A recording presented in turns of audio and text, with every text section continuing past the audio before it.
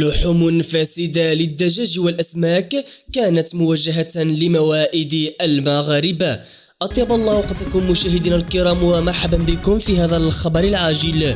وفي التفاصيل: تمكنت السلطة المحلية بتطوان من تجنيب عدد من المستهلكين كارثة حقيقية إثر حجز أطنان من لحوم الدجاج والأسماك الفاسدة بأحد محلات البيع بالجملة بالسوق المركزي وسط المدينة.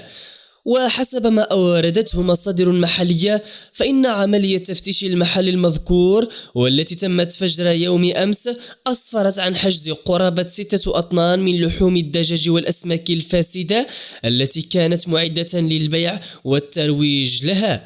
وأوضحت ذات المصادر أن السلطات وقفت خلال معاينتها للمحل المذكور على وجود كميات من الدجاج المذبوح وكذا الأسماك كانت مجمعة بشكل غير صحي في رقعة من المستودع دون توفر وسائل التبريد الكافية للحفاظ على جودتها.